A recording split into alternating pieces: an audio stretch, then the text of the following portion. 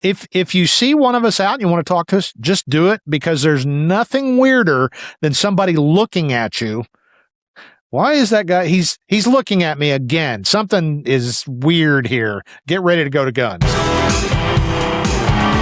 Hi there, and welcome to the Guns Podcast US, one of the world's biggest gun talk programs. Thanks for joining us again. I'm your host, Brent. And as usual, I'm joined by my co-host, Roy Huntington, and we're going to talk about all the great fun stuff. And I think we've got a good show today that is going to involve our viewers and listeners. So anyway, before we get there, Roy, how you doing today? I'm just at the tail end of 10 days alone here. Susie's been on a bear hunt in Canada, or as she says, Canada, right? You know, and I'm always amazed at the men I know who say, really? I mean, holy cow, what do you do when they're gone? I mean, do you go out to eat every day? Yeah, I mean, they're just like, are you really that useless? You know, it's funny. like, well, no. And congrats to Susie. Susie actually went in my place. I was going to go on this hunt, and I had some major unexpected expenses. I was literally ready to say, I'm coming, and then I opened that bill from the hospital, and it's, So Susie jumped in my spot, and Susie got a cinnamon phase and a black bear the same day. What was it, the first day she got there or something? Like by noon she had tagged out. Yeah. You should see if you can put a flash picture of it in here. Okay, I can do that. So people can see it. Good looking bear. So I've committed to next year. If I have to sell plasma between now and then, I'm going to go. So anyway, sound like a good time, and Susie will be back tonight. But today, Roy, we're going to talk about something that we use a lot. It is kind of our go-to for topics, and that is our reader comments and emails. And as I've often said, I'm not real good about replying. I do skim 100% emails. I'm good about that. 50% on comments. Roy is great on comments on YouTube. He scans them almost every day and replies to a lot of them. So between us, we see what you're talking about and the questions you're asking. And today we're going to touch on all that stuff. So we've got plenty of material here, and I know Roy's got some too, so put on my reading enhancement glasses, and we're just going to jump right in with the first one. So, Roy, a guy named Josh says, hey, my name's Josh. I'm a recent subscriber. I've been enjoying all your episodes uploaded with Brent and Roy, especially the latest one, the FUD training secret. And actually, that was 2 ago now. That was episode 355, FUD training secrets. And I just had a question for Brent or Roy about ammunition, about the 38 Special.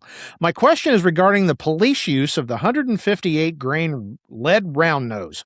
Why did police agencies across the country use this round, and why so long? And is it an effective round? I've seen arguments and testing say it is, yet it gets a somewhat bad reputation. Thanks for your time. God bless.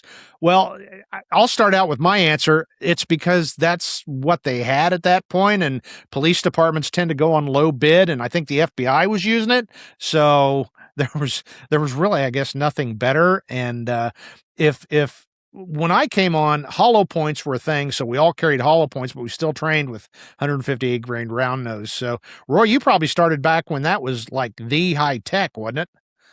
That was cutting edge technology right there. But no, you're right. Essentially, that was the only thing that was available. 158 grain round nose lead ammunition at about 800 feet per second. But it killed a lot of people. Yeah. And I don't know if the cops were better shots in those days, or people gave up more, or I'm not sure, But when I was a reserve in Chula Vista in the middle 70s, and we got virtually almost the only hollow point 38 special load, a Remington Peters 125 hollow point, which was terrible, by the way. And at the same time, Supervel was about really the only other competition. And they were crazy expensive. I remember that. Oh yeah, agencies would never have done that. And then when I was hired by the San Diego Police Department in 78, we carried a bullet I really liked. It was a 158 grain lead semi-wad cutter at about 850, 900 feet per second. It was interesting. It was branded Smith & Wesson. I never did learn who actually loaded it for him, but Yeah. it would have been Federal Winchester or somebody like that probably. But yeah, we killed a lot of bad guys with that. And I Yeah. mean, it was really effective. As a matter of fact, we were all kind of sad when that went away. We had to adopt a hollow point. Yeah. Yeah. Wow. So I guess, Josh, the answer to your question is it's better than a stick or a rock. Oh, yeah. There are better Yeah. options at this point. So Hmm. that's kind of, I think we agree on that take. So Yeah. uh, you'll like this one, Roy. The subject line says, "Thank you, Yosemite Sam." And that's referencing, I think it was our last episode. It says, Yeah. and this is from Sigma Pi Doc. And I thought this was interesting because it says, "Thanks for all the great advice. I love listening to the podcast driving home from work. P.S. I live in Joplin, Mo, and have been looking around Roy around town for years. Like, where's Waldo, but with Roy and his mustache. Nothing nefarious, just to say thanks for everything and shake your hand. Thanks both." So, where's Roy? That may be our new thing. So, Well, if you see me, for gosh sakes, make sure you stick your hand out. Somebody in Menards the other day saw me. A guy was with his wife a couple aisles over, and he was like really looking at me, and I just like, hello, I nodded my head or something. Then finally, he looked down, he shook his head, and he walked around, and he stuck his hand out, and he said, "You're Roy Huntington, aren't you?" you know, yeah. and it was very polite, and everybody. I always love to meet people. I go to Brandon's here in I, I was Joplin going to say, I know you're at Brandon's a lot. all the So, time. Yeah, I mean, 2, yeah, 3 days a week, so keep your eyes open there. I look forward to seeing you. excellent. Okay, our next one is from Rick. And let's see, I was doing some reading about a certain caliber and found it had a fascinating story history behind it. So I thought, how about a show that discusses the history of these various calibers and why they exist and why there's so many of them? Anyhow, keep up the good work. So, uh, yeah, but the problem there is the embarrassment of riches. Which one do we tackle? I don't know that we've ever done a caliber load specific show, or did we, Roy? I can't remember after 356 episodes. Well, we've covered the 38, we've covered the 32 Magnum, 327 Yeah, pretty you're right. well. I know we did a show, I think, on like ridiculous calibers. Why do we even have this? Yeah, Uh, but I don't think we've ever, other than that, really devoted a show to like today we're going to talk about the 221 Fireball. I mean, right. for part of it for me is I don't know that I know that much about all these calibers. It'd be easy to get more familiar. The only trouble with that, though, is when you have a single topic show like that. Like today, we talk about the 308. A lot of people say, "I already know about 308. I don't want to listen." Yeah. you know? Or I don't have a 227 Savage or whatever, Yeah, so I don't yeah. care. Yeah. So that's And kind of so that that isn't my challenge. problem. Yeah. Hmm. Yeah. Maybe how about this though? Let's say if you're interested, let's make some comments about is there a particular cartridge you would like to see? Yeah. And if Yeah. if we get multiple, it's like, gee, I wish I knew more about the fill in the blank, and we'd see Yeah. multiple questions about it. Well, then that probably would be reasonable. Excellent idea. So, moving on to backyard air rifles, and that was just one or two episodes ago. The FUD training secrets, as we called it. And hey, Brent and Roy, just finished your podcast on air guns and love it. At 65, I'm a FUD, I guess. Said like you and Roy have had BB guns and pellet guns and yada da da da da da. I'll close with this. I was up at the Villages in Florida last week, and they have an amazing air gun range. Brought my rifle, and while shooting it, I met other FUDs another FUD who had a beautiful PCP, pre-charged pneumatic, with a trigger that measured in ounces. Shooting that rifle made me feel like I now need to get out and get a high-quality PCP. And that was from Dan Nelson in Florida. So I've been to the Villages. I drive by there. We've got family, and didn't realize they had an air rifle range. And it sounds like there's probably, knowing that crowd, it's older guys, typically a little better off economically. So I bet they do a lot of air gun shooting there with the good stuff. So Roy, you ever thought about I moving to the villages? No, I never have, uh, but what a great idea though to have an air Yeah. gun range like that, you know, Yep. and I hope they have like, I don't know, rental air guns or something like that so people can try them out. But he is exactly right though. If you're really interested, the difference between, you know, the $79 cheapo one you buy on Amazon or the 5 or 6 or 800 or $1,000 precision one you get, it's just unbelievable. You know, Yeah. Yeah. it's No such a kidding. pleasure to use. So, Yeah. I would Very cool. recommend. I've got an idea that if any of our listeners or viewers are down in the villages and you shoot regularly, especially on this airgun range, drop me a line. Let me know because I'm down there quite a bit. Maybe we could do a podcast episode, a video, write a story. I'm always open to ideas like that. So that might be something interesting. And it would, my gosh, I could probably take it off taxes because it would be a business expense, right? To go down to You know, Florida. we'll have to So, jump. We'll have to jump online and see if they have a website or if there's more information because I'd yeah. love to see some pictures of it or something. So Yeah, absolutely. So, the next 24 emails, I think, are kind of all on the same topic, and that's the subject line of this one is snubbies, and this is from Jimmy. Enjoyed the podcast coverage on snubbies. I'm 88 years young, a range safety officer, shooting winter indoor pistol league, and go to the range weekly. Never owned a snubby, but saw a Ruger 357 LCR on sale, and on a whim, I bought it. Took it home, did a little lubing, headed for the range, shooting 38 special reloads and wearing fingerless padded gloves. I had a blast. Fired about 100 rounds at steel and decided it's going to replace my SIG P938 as my everyday carry gun. I just never felt comfortable with carrying my SIG 9 locked and loaded in my pocket holster.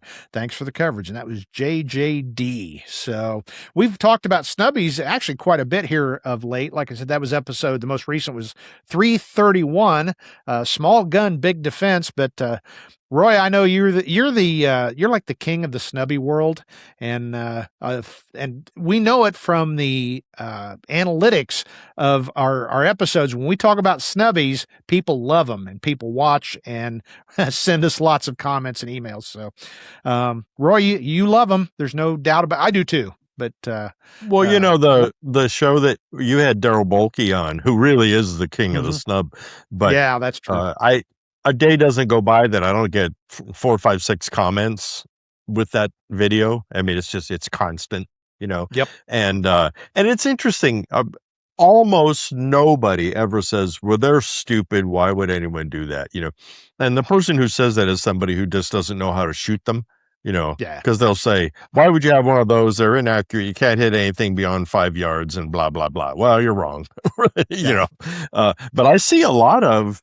It's more and more now, younger people, like in their late 20s and into their 30s, who are saying, you know, I've recently discovered snub-nosed revolvers, and I was at the range, and there was an old guy there. He asked me if I'd like to shoot it. I did. I really like it. I can see how it's safe to carry. I like the reliability. I mean, you know, it's like I hear this time and time and time again, and they're basically, you know, retiring their Glocks and, you know, pocket autos and stuff and buying snub-nosed revolvers. So good. Well, people like them, and we're going to keep talking about them. So the next one here is from MT, and its subject is pocket pieces. Enjoy your views regarding snubbies and pocket pistols. I always pack a little North American Arms 22 long rifle and sometimes an Earl. An Earl. I'm not. Maybe that's a typo. I don't know. You know what an Earl is, Roy? Yeah, and I'm my mind's blanking on it. I think it's another North American Arms revolver. I think. But see, we don't know everything, okay? Yes, exactly. As YouTube mentioned, the ease of carrying a small piece makes it simple as well as comfortable in comparison with a larger holstered piece. In Arizona, we're allowed to pack concealed without a permit. Yes. Which makes it simple to forget it's on your person. One thing I've noticed, it's quite important to periodically clean due to dust and grit accumulation as well as sweating. In my opinion, that's why the preference is a stainless pistol. Can't argue with you there. I get my kick out of both of your perspectives, which I cannot disagree over. Miss the Print magazine. Mark in Arizona and Cool Town. Well, I won't say what it is, but Mark, agree with you on all that. And I thought he made a good point that you got to keep them clean because over the weekend, last weekend was Memorial Day, so I did a whole bunch of yard work. One day I did 12 hours digging and all this stuff. My pocket gun was filthy, so I had to clean that. But yeah, just more positive stuff on snubbies. So I keep I thought I had it sitting here, but I keep a can of that little spray air like you used to the blow dust off your off, yeah, computer keyboard, the dust off stuff. yeah, Yeah. I I have those spread all over the place, but about once a week I just take my little pocket LCP Max out and go and it yep, is amazing. It's the old dust buffaloes that come even just in a yeah, week. It's yeah. astounding. So, I've yeah, got one of do those that. big, and I know you've got them, Roy. The big, remember those ear syringes you had, or nose syringes? We called them a nose sucker. You use with Yeah. babies. Basically, it's the same thing, but it's a lot bigger. It's a blower for camera gear. That's how you can dust off lenses and stuff. I'm sure you've got at least one. I got a bunch of them. So I use Uh, those to keep my cameras clear, but I also use them to get the cheeseburger dust bunny tumbleweeds out of my pocket guns. So Daryl, and not Daryl, our friend Daryl Bulky, but Daryl, subject snubbies. I think they're great, but few people master the double action trigger pull. The 365, 10 or 12 rounds in an equally compact package, I think is hard to argue against. I had 1,500 rounds through mine before cleaning without a failure, and at an EDC match, we shot 1/3 IPSC targets at 80 yards with them. It's better to have a gun than not have a gun, but you should know how to use it.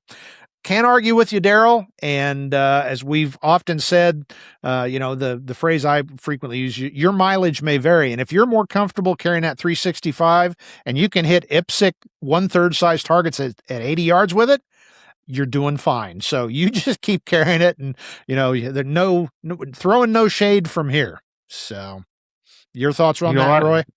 I agree. We posted a video I did on how to shoot a small frame revolver.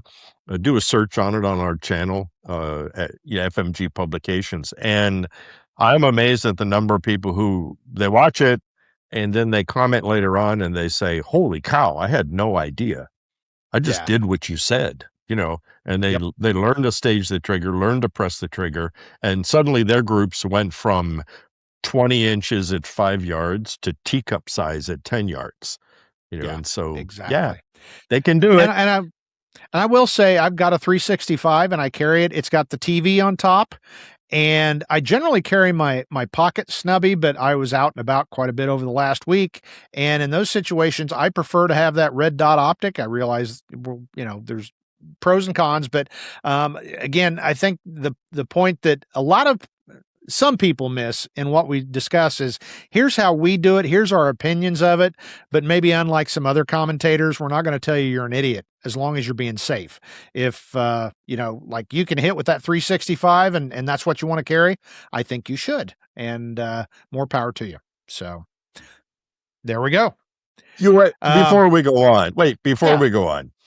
You brought up an interesting point. And I know you and I are going to go do a show about the red dot versus not, yeah, probably next, but I want, God forbid this, and I'm not encouraging anyone to do this, but I have not seen a red dot on a small frame revolver yet.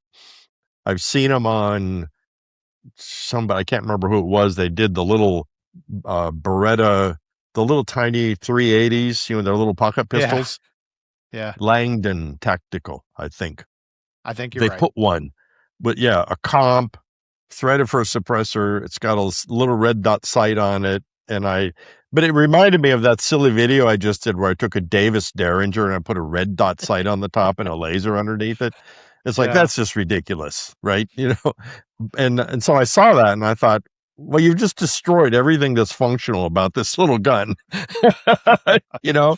wow. So, but now I feel compelled to find some old rusty, I don't know, ancient Taurus snubby or something and Yeah, mill it and put a red dot sight on it just to personally affront a lot of people.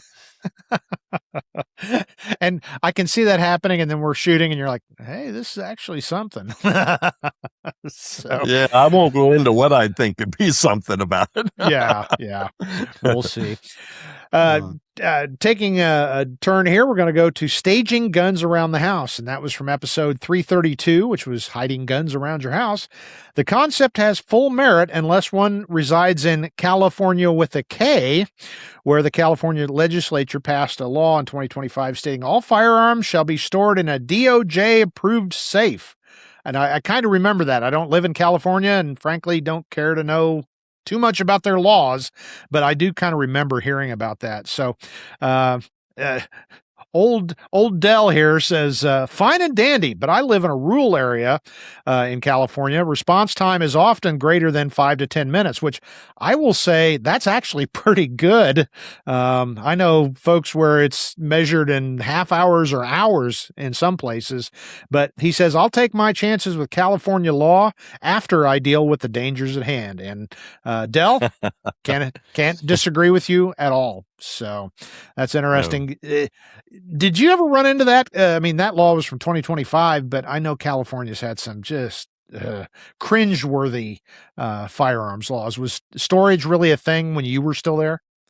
no, I got out in 2008. You And as I fled. recall, well, yeah, we fled. We left, tire burning skid marks as we left San Diego. Susie retired in September 2008. We were moved in here in October of 2008. Wow. So it was like 2 weeks later.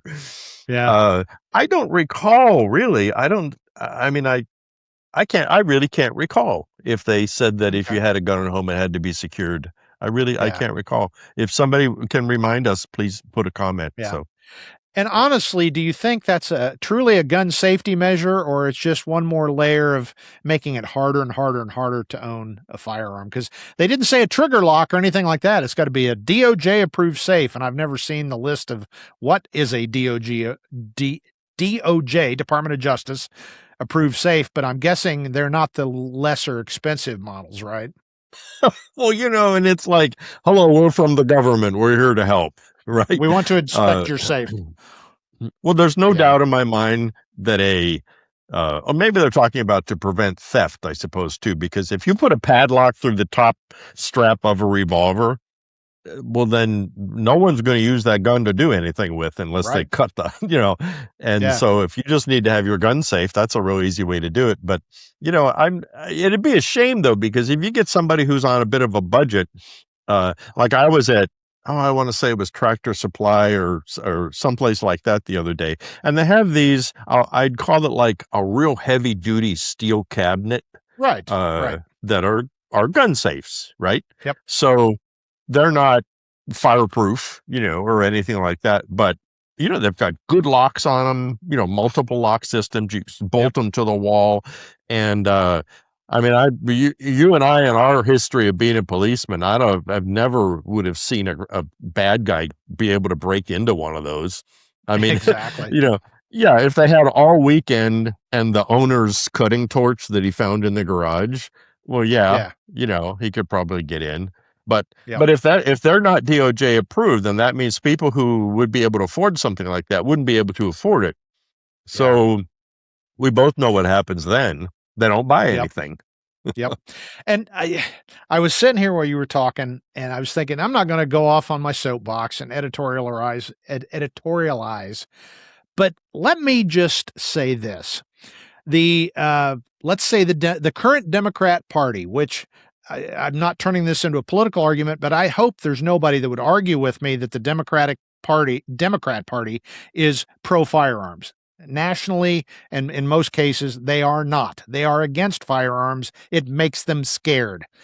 But yet they're the ones that push legislation that disproportionately disenfranchises folks that don't have the economic means. If I have to put my gun in a safe, which I do, I can afford it. But there's a lot of folks, like you said, Roy, typically folks that aren't white folks, that particular party often courts, but they make sure that they're disarmed. So I want you to think about that when they're saying it's safety. is it safety or is it trying to disenfranchise the very people that they otherwise are like, everybody's keeping you down, but we've got your back? Well, no, you don't, because you don't want them to have the ability to defend themselves. So there you go. I jumped up on my soapbox, and I'm sure I'll get some hate mail over that, but just give me some empirical data why I'm wrong. So, well, anyway. And if people will often say that, because if we write favorably about a gun, a Heritage revolver, a Ruger Wrangler, a High Point, the more affordable guns, entry-level Taurus, guns like that, a lot of there are these people with attitude, and they say, well, that's a waste of time. I can't believe you actually wasted the space, to talk about that or to make a video or something like that. And I know I speak for Brent. We have always endorsed the ability for people of lesser means to be able to find affordable self-defense guns. Yeah. And ways to store them safely if they can, and affordable ammunition, Yep. And so I don't want to hear it.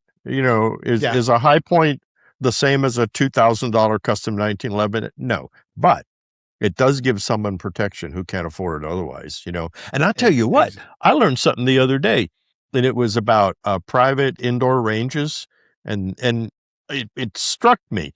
And I hadn't before thought about this, is that the vast majority of them do not allow any kind of personal reloads. Right. So you have to have factory ammunition, and some of them even say you have to buy the ammunition from them. Yeah. Right. So, okay, they say for safety, right? But okay, it's also probably not bad for business. But it dawned on me. Yeah, but it dawned on me, if you're somebody on a fixed income, if you're Social Security, or you're a younger person trying to raise a family and you don't have a lot of money, but you do have that one affordable gun that you have, well, if you go to an indoor range, you're going to spend $50 or more for a box of 38 Special to shoot your gun. I have a friend who lives in California. He just sent me a copy of an invoice he had. He went to his indoor range. He bought 2 boxes of CCI .22 long rifle, just, blah, blah, nothing, right? Yeah. And the bill was almost $50 with the taxes that they charge now, right? Yeah. And the background check, and and I just went, you know what? That is some kind of discrimination. And I don't, it's like, I understand why the ranges do it. They don't want some nitwit to come in with triple loaded, something homemade ammunition. But gosh, there's got to be some options. When I used to go to indoor ranges 30 years ago, they almost always invariably had range reloads. Yeah. In a plastic bag that. Yeah. In a Ziploc baggie, you could buy, you could buy 25 rounds, or 50 rounds or whatever. And it was affordable. You turn the brass back in. I don't know why they don't do that, or most of them don't do that. So, all right. I was off on a rant too. Okay. Well, there we go. We're 1-to-1 rants. So getting back into the mail here, this one's Snubby Pocket Guns. Good afternoon. Just listened to your podcast on snubbies. Yes, I'm a big fan of pocket guns. Just tried my Smith & Wesson 940-3 last Monday. Had something odd happen. First 2 rounds didn't fire. Remington 9mm, old ammo, I think. But then I had a third round from a new box of MagTech fail to go boom. I think I fired about 150 rounds. All else ran fine. I also brought my CSX to shoot. Decided this is my new carry combination, 940 in the pocket, CSX, and a belly band as a shoulder rig tucked under my arm. Okay, that's interesting. I started carrying at home as well, a J-frame with 38 with wad cutters, belly band under a t-shirt. Wife and I were working to get our planting beds. Like the idea of a get-off-me gun. As I've said before, neighbors aren't the problem, it's the critters. And that's from Gus, and doesn't say where he's from. But anyway, interesting things there that, the question he asked about the first 2 rounds didn't fire, and then he had a third round from a new box from a different manufacturer. That to me, without knowing any more details, that's going to be a firearms issue. Wouldn't you say, Roy? Maybe a weak spring in there or something? Yeah, and my mind is blanking. Is the 940 the small frame Smith and Wesson 9mm revolver? I believe You so. know, Yes. it seems like it is, Yeah. and if it Yeah. is, there is kind of an issue with those guns. Any Oh. 9mm double action revolver like that is that they're really sensitive to headspace. And I Mm. can't recall off the top of my head if that gun uses moon clips. So if it uses moon clips and you attempted to shoot it just by single loading the chambers, which a lot of people think, well, that should work. You usually it will be erratic. Just because there is a headspace issue then. So I Mm. wish I could remember off the top of my head, but if that gun has moon clips, you really have to shoot it with moon clips. And Yeah. if it's the one that does extraction, because they did make one that it was self-extracting, Yeah. they're still really sensitive to cartridge headspace. And 9mm, even semi-auto cartridges like that do have different thickness case Very much heads. so. Yeah. Yeah, and if overall length is different, then they may chamber just a little bit, a 2,000th more, right? So Yeah. the right thing to do is you just go shoot the ammo that you know it runs with, you know. So, and I'll do a little more research. Maybe we could revisit that. Yeah. And after you said that, I kind of remember that somewhere in the periphery over the years. So Mhm. we'll take it under advisement. So, more on Snubbies from Doug. I just finished watching your podcast on Snubbies. You asked for comments, so here's mine. I purchased a Smith & Wesson Ultimate Carry in 32 HR Magnum a couple of years ago. Right after they became available, I chose the blue with the rosewood grips, and it's a beauty. I imagine. Not only does it look sexy, it shoots well too. Like Brent suggested, I bought a lot of ammo and devoted a good deal of time learning how to shoot it well. I'm quite confident with it. More than I can say with the Glock 43X that I had purchased a few years before. I had issues with jamming, probably due to my arthritis. Goes on, but it says, as a side note, I previously owned a North American Arms mini revolver, but it was way too hard for me to manipulate and reload with my arthritis, so I sold that one off. Same goes for the Glock 43. So totally agree with you guys. Love Snubbies. And that's from Doug in Washington. I was just going to bring it up because I love my North American Arms mini revolvers, and I often carried it as a backup to the primary piece or sometimes just a primary gun if the situation warrants. But I've got to say, Roy, over the past 6 months, I've started to get arthritis in both thumbs, and my left is worse. My support hand is worse, but that stuff I heard you talking about it, and the some of our writers at Guns Magazine. I know John Taffin had problems with that in his later years, but I'm beginning to understand. And it just occurred to me the other day. It's like, wow, what happens when it gets to the point I'm having trouble because I have trouble manipulating things now. So I'm right there now, and I understand it, but I hate to give up my North American Arms, but the, something about them just really intrigues me. And again, the 22 Magnum, even the 22 with some of those federal deep penetrating loads, I don't know too many gun riders that'll stand up and take it. So they're No, you're right. You yeah, know, keep in mind too, those North American arms, you can get a wide range of different shaped grips for them. yeah, So if you want to get rid of those little teeny tiny grips that come on it, and then don't yep, forget they also make the ones that have a more full size grip and the gun folds into it. yes, They actually just sent me one not too long ago. When I first got it, I thought, I don't know. You know, I mean, it's yeah, got a pocket clip on it, right?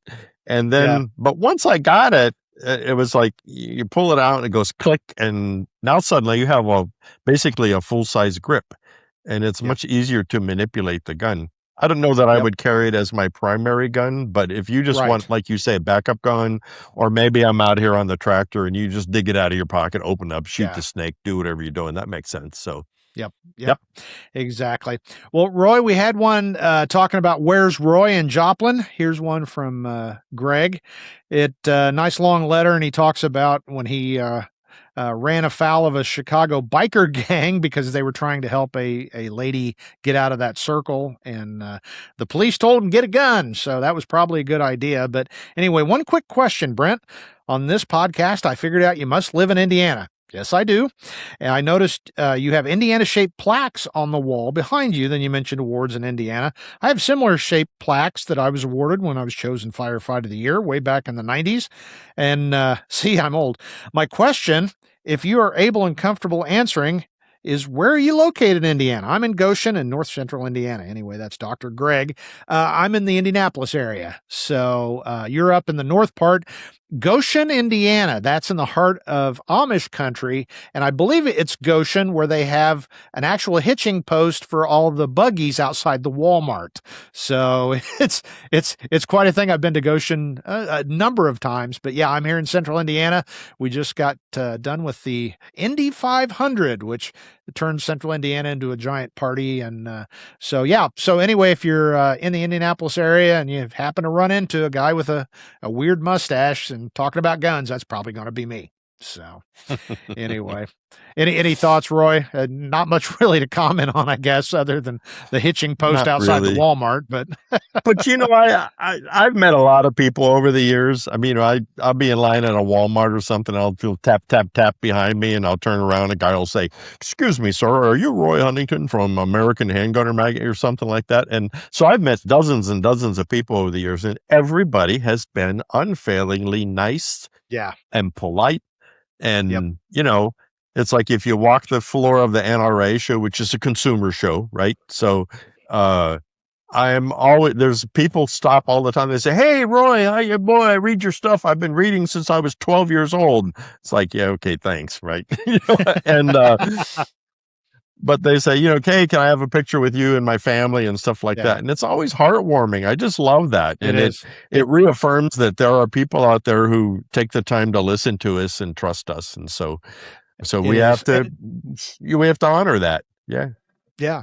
I gotta say it's weird for me because I honestly, whether you believe it or not, and I think I know Roy's the exact same way.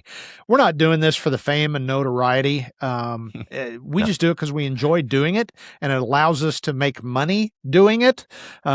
And so it's just fun, but it is always intriguing and it's a little awkward for me when, hey, you're the guy on the podcast. Yeah, I really enjoy that. That's very flattering. It's very heartwarming, but I'm kind of like, oh, shucks, gee whiz. But one thing I was going to say, Roy, and I'm sure Joe Rogan has this problem a lot. If you see one of us out and you want to talk to us, just do it because there's nothing weirder than somebody looking at you and looking at you. Yeah. Because I know we both had that. It's like, what's going on here? Because as we've said, being former cops and all that kind of stuff, it's like if I see somebody looking at me that intently, my first thought is, oh, no, it's not. It's that guy's going to rob me or shoot me or stab me or something.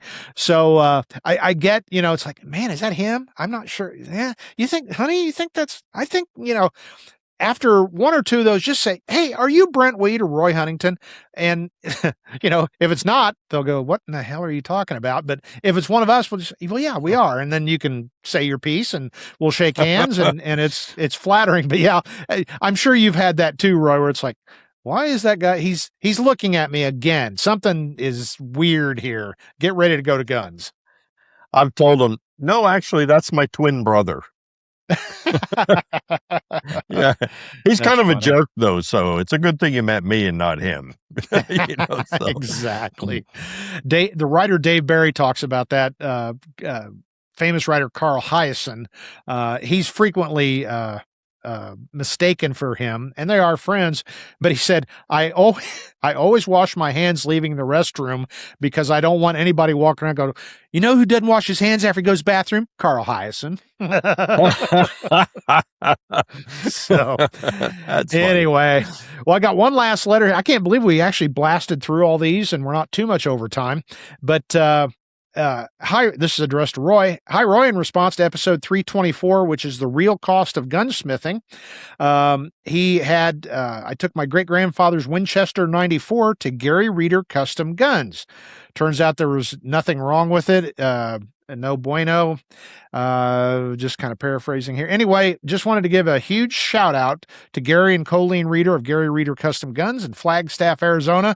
We're familiar with them, but James doesn't say where he's from, but he wanted to say thank you to Reader's Custom Guns. And the point in reading that, aside from giving the shout out, is just that idea that we talked about in the podcast, that if you find a good gunsmith that really knows what they're doing and does a good job, hold on to them like platinum ingots, because they're getting harder and harder to find. So I know you have a lot of thoughts on that particular subject, Roy. Well, all I can say is I agree with him. I know Gary. I've known him for probably 25 or 30 years. His son, Case, of course, his wife. And they are really old school, family owned, Now, they do some custom guns, a lot more than just the guy who does, fixes broken 22s on the corner. But I agree completely. Gary's a great guy. They do good work. And I would recommend that you kind of look them up if you have time, because it's a real, and he's a funny guy too. So, so there's that. Yeah. Yep. Exactly. Well, we have come to my timer actually just hit 0. So I guess we're at the end. So a couple of quick housekeeping notes. Of course, make sure you stop by gunsmagazine.com. That's where I used to be the editor, and still write there weekly. And it was funny, I mentioned it last podcast, and I thought that makes sense. There's thousands of articles there. So I'm pretty sure there's not too many humans that have read every one of them. So you're always going to find something new and interesting. And we were America's oldest, we were the world's oldest newsstand shooting publication. So we've got stuff going way, way back, and all kinds of great stuff there. Plus, you can sign up for all kinds of newsletters, including the Guns Podcast US newsletter. Get all that gun goodness delivered direct to your inbox. Of course, check out gunspodcast.us. That's our website. It's kind of a catch-all drawer for my writings and the podcast and a bunch of other fun stuff. So check that out. Subscribe if you like what we're doing. That really helps us support us in the future. And other than that, we're glad that you have joined us. We love those cards and letters, as they say. Keep those cards and letters coming, and keep comments coming up on YouTube. Any thoughts on commenting, Roy? I know you're the king of checking it. I wanted to really stress something important. Okay. If you go to AmericanHandgunner.com or GunsMagazine.com, you will not find an AI-generated article about anything. No. Period. You will not. Everything you read there, especially in the past, of course, but if you see something that's current and just written by Tank Hoover or Will Dabbs or Brent or Tom or somebody, these are real human beings wrote this real article. And it's not that generic AI slop that you see. I've pretty much given up trying to do gun research on the internet, Exactly. Because you go, so you want to own a 22 rifle. Here are 5 reasons to own a 22 rifle. And I mean, it's just like, oh, really? Yeah. So if you want to change back to like old school, real people thinking, talking about ideas that they have from their experience, we're the place. Exactly. And I will say, we do use some AI art because that's very convenient. And that's not, if you're making a photo illustration, we could do it with Photoshop, but AI makes it easier. But we're smart enough to look at our work product, because I think you sent it to me, Roy, a couple weeks ago. A gun publication sent out a newsletter, and it had a revolver that is unlike any revolver that's ever been built. And it's like, these are supposed to be gun people. Don't you check your work before you send it out? So at least, we use the technology for illustrations, but at least we check what we're doing. So can I tell my quick story about AI slop? I told Roy about this a couple days ago. My water lilies, the leaves are a little small this year, so I did some checking, and with the big guy as my witness, I went to the first website, and one of the main reasons for water lily problems is overwatering. I rest my case. Yeah. Exactly.